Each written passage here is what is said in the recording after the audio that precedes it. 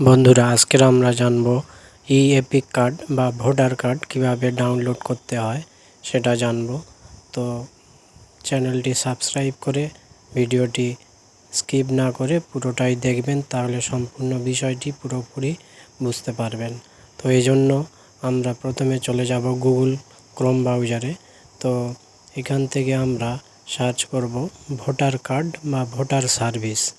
এখান থেকে সার্চ করার পরেই প্রথমে উপরেই আসবে ইলেকশন কমিশন অফ ইন্ডিয়া। তো এটাতেই ক্লিক করা মাত্রই আমরা ইলেকশন কমিশন অফ ইন্ডিয়ার অফিসিয়াল ওয়েবসাইটে প্রবেশ করব।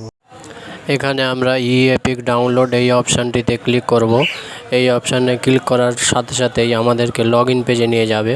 তো আমরা এখানে মোবাইল নাম্বার, পাসওয়ার্ড দিয়ে রিকোয়েস্ট ওটিপিতে ক্লিক করব।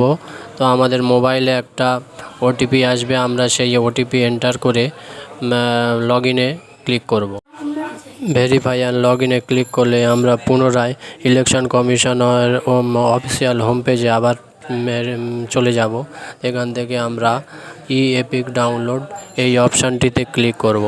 ক্লিক করার সাথে সাথে এই পেজটি ওপেন হবে।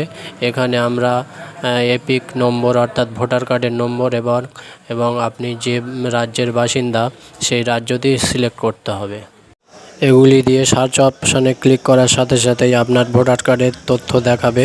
সেগুলি মিলিয়ে নিয়ে নিচের দিকে স্ক্রল করলে আপনি সেন্ড ওটিপি অপশানটি দেখতে পাবেন। সেখানে সেন্ড ওটিপিতে ক্লিক করার সাথে সাথেই আপনার মোবাইলে ওটিপি ঢুকবে এবং ওটিপি এন্টার করে ভেরিফাইতে ক্লিক করার সাথে সাথেই নিচের দিকে দেখতে পাবেন ডাউনলোড ই-এপিক।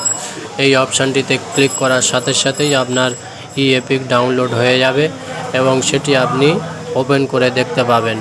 এটি সেই ই-এপিক। এটি আপনি মোবাইল বা কম্পিউটারে সেভ করে রাখতেন বা কাস্টমারকে প্রিন্ট করে দিতে পারেন।